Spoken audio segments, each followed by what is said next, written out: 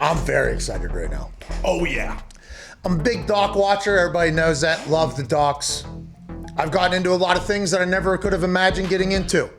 Everybody knows that I'm bottom heavy in this world. Big ass, big thighs. Never really got into pull-ups much. Not really my thing. I kicked balls. And whenever climbing was introduced to the world in a more, commercial fashion, American Ninja Warrior, now it's in the Olympics, I was fascinated by these humans. Then I watched that documentary, Free Solo, and your palms start to sweat immediately upon watching it. You're captivated by it. The man in that documentary that is featured is absolute living legend in the climbing world who is not competing in the Olympics, but he does and will have a podcast called Climbing Gold, which will be a conversation with the greatest climbers around the world, I'd assume. A man who, in my eyes, is maybe the most fearless son of a bitch to ever walk this earth. Ladies and gentlemen, Alex Honnold. Alex, how are you, pal? I'm good. Thanks. Hey, Alex, I watched Free Solo again last night just because it came out a couple years ago. Heard you were coming on the show. I was so pumped to watch it again last night. Literally, I'm sure you've been told this by a lot of people. I was sweating watching the entire thing, high anxiety. For you, do you watch that back? And are you watching film on yourself every single day? And is there ever a moment in your life where you go, oh, that was pretty gnarly? Probably should. Do you have any of that in you at all, Alex? Yeah, there are some moments where I'm like, oh, that was pretty gnarly, and maybe I should have done that a little better. But no, actually, in climbing, or at least in my climbing, I pretty much never watch film back, which is interesting to hear you say that, because I guess that's a big part of other sports is like watching film and sort of learning from your performance. But in climbing, that's not really a thing. Okay, so have you been, I saw in 08, 09, I believe, was when you went out to Yosemite, I think, and you really started climbing. But then in Free Solo, you talked about how your dad had you out in the park and everything like that. Had you always been a climber? Had you always been somebody who had zero fears, like even as a child? How did it come to be that you're like, okay, the greatest Free Solo climber of all time? Well, yeah, I don't know if that's true, but I'll say it, Alex. Yeah. Alex, listen, I respect your humility, but I didn't watch a doc on anybody else, so in our eyes, this guy's the greatest of all time. Greatest of all time. Now, perfect. I'll just roll with that then. But yeah, so I always loved climbing on things, and I was always drawn to climbing. But then I started climbing in a climbing gym when I was 10 years old, and so from the age of 10, I basically climbed full time. And then, like you said, my dad and my family took me camping and things as a kid, so I got to sort of experience the outdoors, but I was already climbing in the climbing gym. And then once I graduated high school, dropped out of college, all that, then I was just climbing full time. And so I've basically been climbing all the time for 25 years. You guys kind of live like gypsies too, right? I mean, like you kind of just live out in the woods, and it's like, it has to be your full commitment. It's a lifestyle. It has to be, right? Yeah, it has to be. I mean, a big part of climbing is following the weather, basically following good conditions so that you can climb, because you're in mountains. So you basically have to migrate north and south and east and west and like follow the good conditions all the time. So yeah, it's a very iterant lifestyle. It requires a lot of movement. Great word there, by the way. I'm not 100% sure what that word means, but I respect it that you used it in a sentence, and you seemed very confident while using it, so I'll just take your word for it. In that Free Solo, there's a 60 minutes piece, like kind of a minute and a half into it, and I think that is where everybody starts getting a little bit nervous, and we ripped it because 60 minutes is news, so for our show, we shouldn't technically get a strike because it is newsworthy, but I wanted to kind of watch it with you and just kind of ask like what you're thinking, and if you recall doing this. So, Foxy, can you run that kind of? So right here, let's pause. All right, so in your eyes when you're doing this, do you remember what sheet of rock this is that you're climbing? Yeah, of course. This is Half Dome in Yosemite. Okay, so this is like a pretty notable thing. How long have you been climbing this before the 60 Minutes people came and got you? Like for years and years? Well, actually, yeah. I've been climbing, I don't know, 15 years at this point. But actually, this clip, 60 Minutes licensed this from a previous film thing a few years earlier. I'd Free Solo at Half Dome before the actual 60 Minutes shoot. So we might get a strike for this, but it's worth it because I'll at least. No, you're not going to. My friends own this clip, and if they give you any grief, you just send them my way. Oh yeah! Go, baby! Hey, shout out to your friends for owning this clip. But right here, In your eyes, is it like you just get into a zone when you're climbing? You don't even realize how high you are? Is it, because obviously whenever I go to like something that has a glass bottom, you know, it's like a bridge or a building, they're like, don't look down, just don't look down. For you, you have to though, because you have to see it. Does it doesn't, at what point does that just not become something existent in your life? When you first started doing this type of stuff, did you have the, oh shit, I shouldn't look down moments, or is it just you're in such a zone? No, so certainly when I first started climbing, I had moments where I'd feel the thrill of the exposure, where I'd look around and be like, oh, I can't believe I'm in this position. But as you do it more and more, I've gotten to the point where you're just used to being in that position. So when you look around, you're just like, oh, what a beautiful day. It's so nice in Yosemite. You just like feel good. But also, I'll say that in this particular clip, what I'm doing right here is actually physically relatively easy. Like this isn't one of the hardest sections of the route. Okay, and so for me in a position like this, I'm like, oh, I'm actually quite relaxed. I'm having a good time. Like this is fun, casual climbing.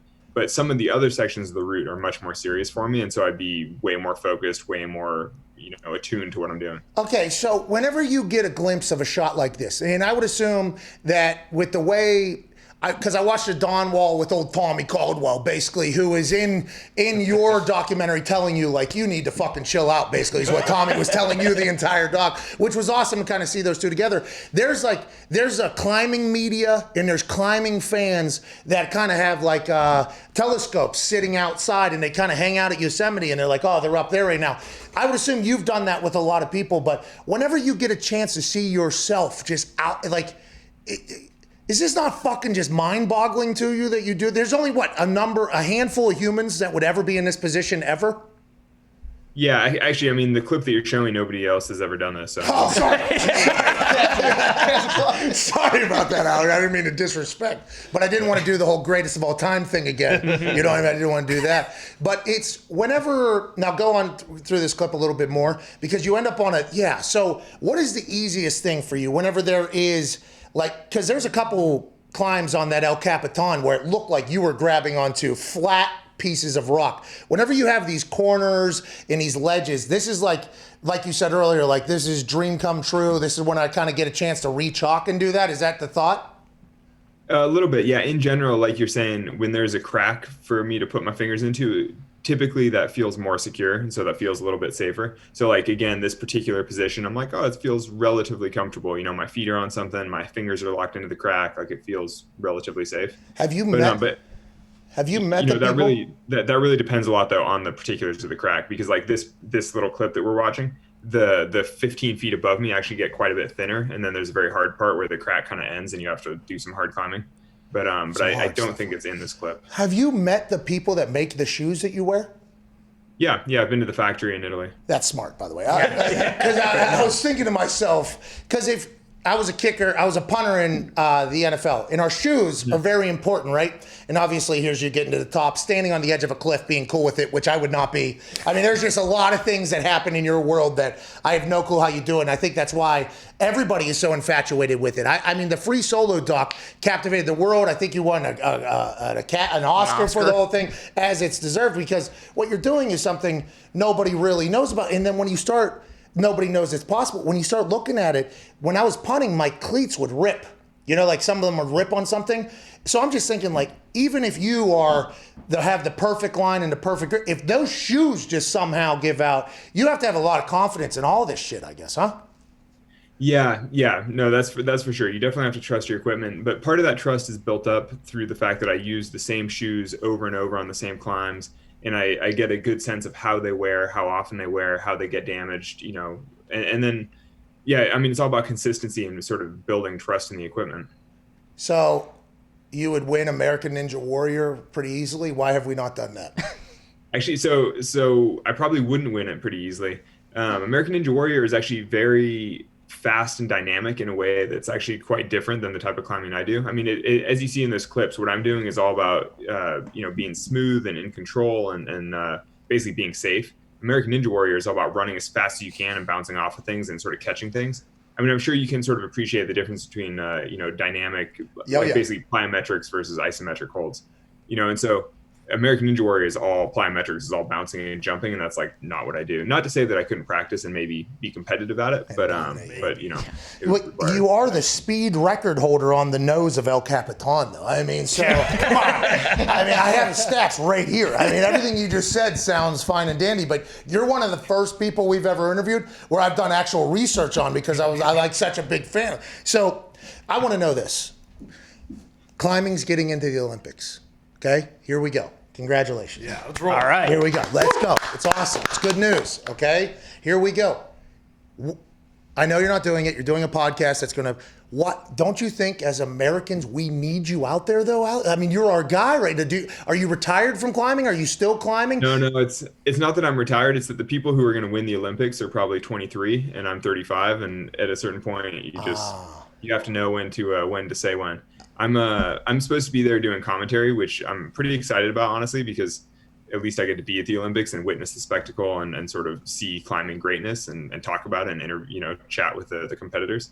But realistically, the people who are going to win spend 6 hours a day in the gym and have for the last 5 years.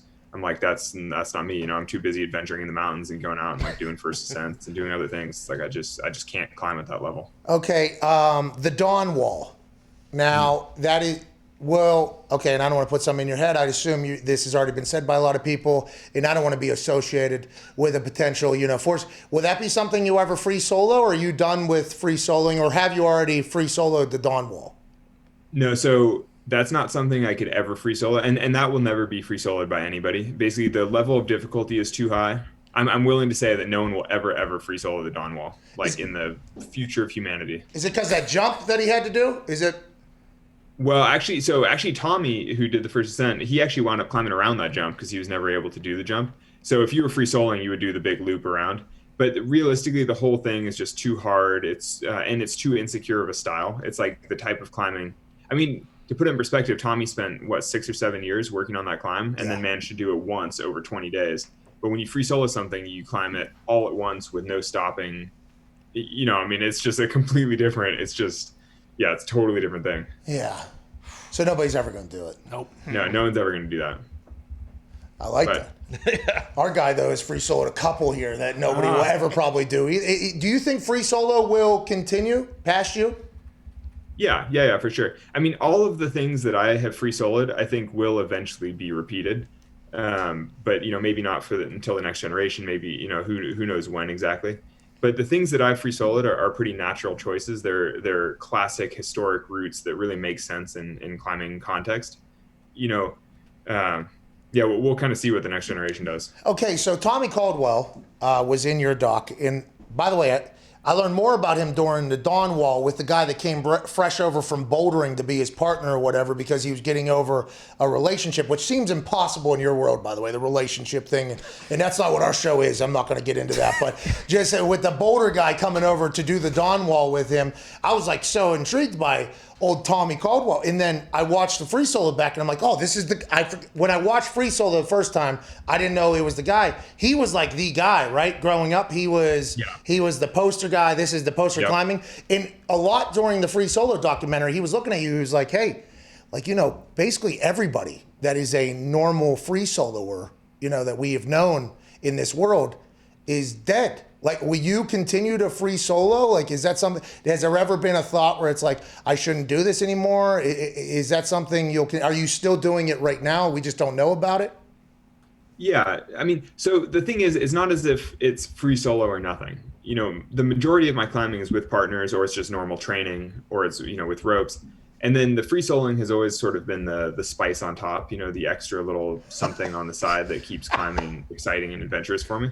And so, I'm still soloing. I mean, I went soloing a couple times last week, but on sort of casual, nothing cutting edge, but still adventurous and fun.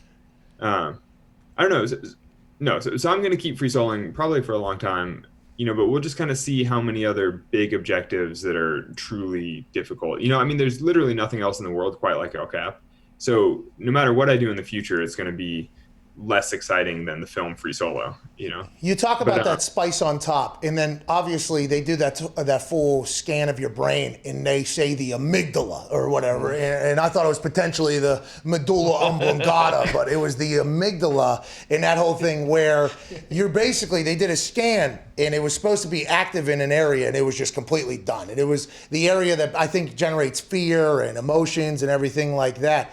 Is that something that's real, that you don't really feel alive until you're potentially like right literally on the fingertip of death? Is that how that was? Is that what that is for you? And is that no? So the film touches on the amygdala for like 30 seconds. It's just a little clip of me getting this fMRI and them scanning my brain. But there was actually a feature-length article written about it. There's a much more in-depth look at the science. It's in Nautilus magazine, and in that, it's much more nuanced. And I think that the takeaway from the article and the real takeaway from that brain scan wasn't that I don't experience fear. It's that because I have experienced so much fear over the last 10, 15 years, it now requires a higher threshold to trigger my amygdala response. Basically, the tests that we were doing in the fMRI just weren't, I was just looking at pictures on a screen. I was like, obviously looking at pictures isn't going to scare me the way that all the other things that I do scare me. Yeah, but I watched that documentary. I started sweating immediately. Yeah. Those pictures get put up on the screen, and you're like, that's what, a couple thousand? It's not even that high there. And they're like, this fucking guy. I mean,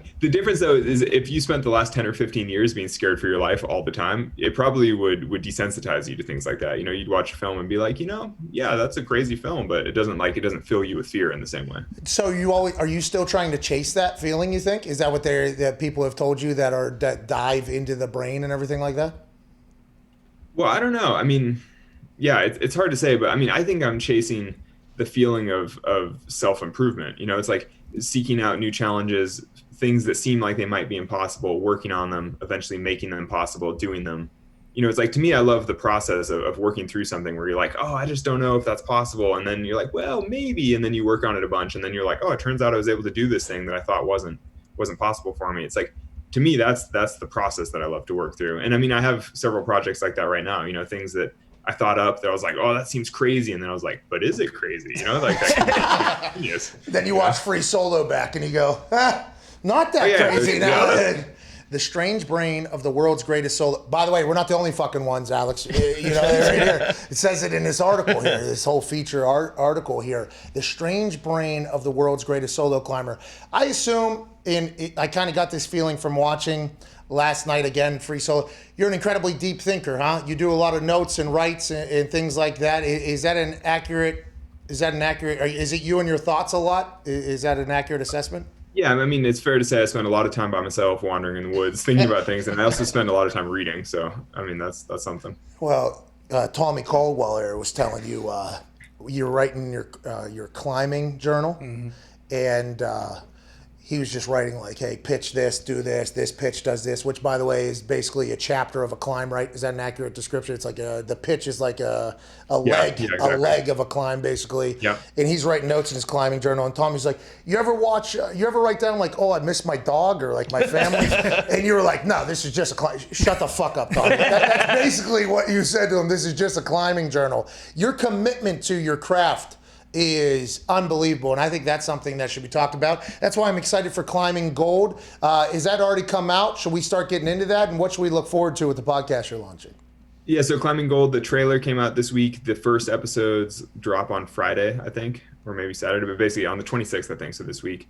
And yeah, Climbing Gold, I mean, it's just an exploration of climbing, where it's come from, where it's going, and all the great stories in between. I mean, it's been a really nice opportunity for me to talk to the best climbers of the last couple of generations and some of the best climbers moving forward, the climbers of the future. It's just fun to hear like what drives them in climbing.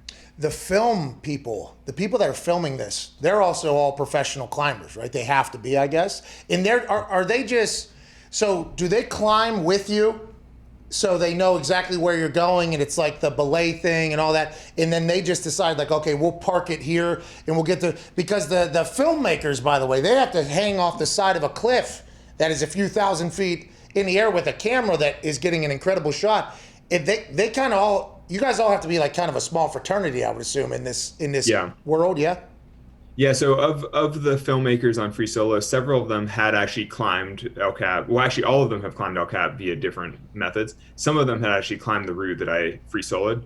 And though while they were filming, they weren't actually climbing with me. They were mostly hiking to the summit and then rappelling down because it's more efficient to use ropes and just go down the wall than it is to climb up the wall. Well, yeah. And I actually did a lot of my preparation that way too. I did a lot of my practice by hiking to the summit of the mountain and then rappelling down the face to the specific place that I needed to work on, and then work on that for a while and then keep rappelling to the bottom. Basically, it's just not efficient to climb a 3,000-foot wall just to work on one little section because it's like it makes you really tired to climb the whole wall. Yeah, I would have. That sounds like. And by the way, with free solo, has there ever been a time? I would assume this has happened whenever you have no ropes, and maybe this isn't when you're filming and you might be all by yourself out there, where you get halfway up and you think to yourself, "Damn, I still got a lot." Because I assume getting down is harder than continuing to go up, right? Has there ever been that moment, and how do you deal with that? You just kind of chill for a second on like a hole or something? I had a classic experience in Yosemite once where I climbed on a rest day. I climbed this kind of, actually, if you watch the 60 Minutes clip, the route that I climbed in 60 Minutes, there's a route next to it that's kind of parallel to it, but slightly easier, that I climbed on like a rest day. And so I climbed halfway up it, and then I got this phone call, and it was like, oh, this thing I had to do. So, and there was this big ledge like the size of a picnic table. So I like sat on this picnic table sized ledge. No, so it was casual. So I sat down, I took on my backpack, I like ate a little snack, I made this phone call for like 45 minutes.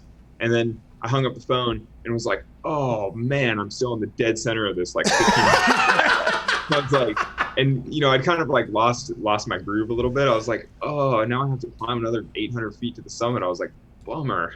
You know, because I'd finished my snacks, I'd run out of water. I was like, oh, you know, it's like something less fun. I mean, you definitely do have moments like that where you're like, oh, I'm still up here and I still have a long ways to go. Like, this dude is sitting on the edge of a cliff, in the middle of the cliff, on a rock, so comfortable, completely forgets where he's at. Oh, that was a good phone call, man. That was awesome. Sandwich pretty good. I'm happy. I'm going to go about my shit. That is unbelievable, Alex. What do you have? That is basically it. That's pretty much the synopsis. Well, because you have no ropes either, so it's literally just your backpack. All right, here we go. Let me put this back on here. Let me make sure the shoes are tied. All right, now I'm going to scale this completely straight up sheet of rock. It makes no. I love that you do it, okay? Because I get to watch it. I have no clue how you do any of it. Connor, what do you have? Yeah, Alex, has there ever been a time where you're climbing and you got to like take a piss or something and you have to break out the pee bottle, or do you just piss your pants and keep going? Yeah, right on the wall. No, you just pee right off the wall. Smart. Hell yeah. Smart. Yeah, you can't pee up though. It's like pissing in the wind. You know, you don't want your hands to potentially piss down. Have to get in there. Yeah, always pee down. Always pee down. I mean, if you guys want really good stories, I've actually, while doing a cutting edge free solo, I once actually pooped while hanging off the wall. Here we go. Because you got to tighten up a little bit there. And I've seen your diet too. That poop is coming. That's coming fast. Oh, yeah. You know what I mean? You're a vegetarian, right? I believe at this full vegan. I think at this time. By the way, the foundation you have to help with the world with solar power is you're a very fascinating, incredible dude, Alex. I hope you know that. Oh, I appreciate it. Yeah, no problem. I mean, I don't know if there's ever going to be another human like you, but I do appreciate the fact that you have existed during my time of existence. I do appreciate that. Ty, what do you have? Alex, you mentioned how, you think part of the stuff with your brain is because you were exposing yourself to like the fear of dying so often. Do you still remember like close calls that you have? And when was the last time you think you had one of those where it was like, oh shit, that could have been really bad? Yeah, so I definitely remember plenty of close calls. I mean, I've had all kinds of experiences where I've broken holds. Like I had an experience in Africa once where I was down climbing this tower that had never been climbed. Really, really bad rock, sandstone, really friable. And both my footholds broke off at the same time. And I was holding on to really big holds, so it was a fine, but I was just suddenly dangling there. It was a full like Mission Impossible sort of scene where like totally outrageous. You're like, it's the kind of thing that you're like, oh, you only see that in movies, and you're like, nope, sometimes that happens in real life. No, your real life. Yeah, not ours. That happens in your real life, not ours. But you went to Morocco in free solo, and I believe the conversation was, hey, this is a good climb to prepare for El Capitan. Is it like El Capitan was your Super Bowl, and then you had like regular season games almost around the world? Are all those things people know about? Like, okay, if you want to do this, go to Morocco. This is a good wall down here. Maybe Asia. Like, where are the big? Are they all over the world? And have you climbed everywhere? Yeah, I've climbed everywhere. I've put up new routes on all 7 continents and climbed in like. Let's go! Yeah. The greatest of all time. Greatest of all time. Yeah. We didn't say it. Newspaper fucking did. Go ahead, Alex. Well, yeah. Antarctica? Actually, yeah, Antarctica. Yep. Big rock wall sticking out of the ice. It's totally insane. Easier climb than most of the other continents, or was that just one you had to do to nail all the continents? That was one I had to do. Yeah. It's a total life experience. It's like going to space. It was totally insane. Like living on Antarctica for a month and climbing, spires of rock sticking out of the ice. It's pretty incredible. Hey, they say potential aliens down in Antarctica. We saw basically a single living thing the whole trip. It's a sterile continent. Alex. But no, I was going to say your analogy of Morocco to preseason games or sort of regular season games. If anything, the trip to Morocco was kind of like my playoff games, sort of leading to the Super Bowl. And so my regular season, as it is, is kind of like driving around in the van and just climbing normally. And then going on a big trip to somewhere like Morocco or somewhere like, say, the Alps in Europe or something, that would be kind of like your playoff games where you're like, all right, this is a serious trip. I need to make this count. And that's all kind of leading up to the main event, which is El Cap, which is definitely comparable to the Super Bowl. Is there any just like slappy walls that you just drive by and you're just like, nah, I can climb that. Too easy. That's too simple. Like, are you at that point now where you're like, I'm not even wasting my energy there. Let's go and get a cool one? Yeah, I mean, sometimes, yeah. Yeah. You taking dates to climb these things is maybe my favorite move of all time. Favorite move of all time. Let's just find out right now, okay? We're going to find out immediately upon the way you belay these ropes if this thing's going to work. And I don't want to get too personal. I feel like we just met you, but has your private life been able to catch up to your climbing life? And I'm not talking about relationships, but it just felt like your entire life was dedicated to climbing. Have you been able to experience life a little bit outside of climbing, or are you still fully committed to the mission? I would say I'm pretty much fully committed to the mission still. I mean, my whole life is focused around climbing. If not climbing, then, like you said, the work I'm doing through my foundation, which is kind of tied into climbing in a way, or, what I'm doing through Climbing Gold, the podcast, which is interviewing climbers. I mean, it's like my whole world is wrapped around climbing. And actually, I mean, when you say dates, my now wife. Oh, you got married! Hey! Yeah. Let's go! Hey! I thought there was no chance that was ever going to happen with the way that whole same woman from Free Solo, totally great, good relationship, everything's good. We're back! And actually, yeah. Let's go! I'm so happy for you, Alex. That's awesome news. Yeah, thanks. Well, so we just had a really nice climbing date in Red Rock a couple days ago where we climbed these two 1,000-foot walls. It was awesome. My wife actually is quite a good climber now and has been sort of personally peaking recently. So she's climbing like really well and like really strong right now. And so it was like fun to go out on a little adventure, climb a couple walls together, and be like, oh, what a nice day out in the canyons. Oh, that's awesome. You guys should do the Dawn Wall sometime. So Tommy, can shut it down. Alex, we got to get to a break. I can't thank you enough. Congratulations on the personal success, the professional success. Can't wait for the podcast. And thank you for being yourself and existing in a time that not a lot of people commit fully to their job. Peyton Manning just came out with a quote about all the hard work is because of the reverence of football. Everybody says it was because I wanted to be great and everything. It was like he just appreciated the game so much. I feel like you have so much respect and appreciation for climbing that you've dedicated your life to it. I want to let you know we appreciate the hell out of it. Oh, thank you. I appreciate that because, I mean, yeah, it's definitely been a journey. Well, go win American Ninja Warrior. Yeah. Ladies and gentlemen, Alex Honnold. Thank you, man. Thank you, buddy. Appreciate you, man. Yeah, we got to get to a break literally in 10 seconds. Yeah. That was awesome. Modern marvel. It makes no sense. And he's just like, yeah, I'm all in, still doing it. He's the man. Shout out to Alex Honnold. Yeah. Watch Free Solo if you haven't. The whole world has.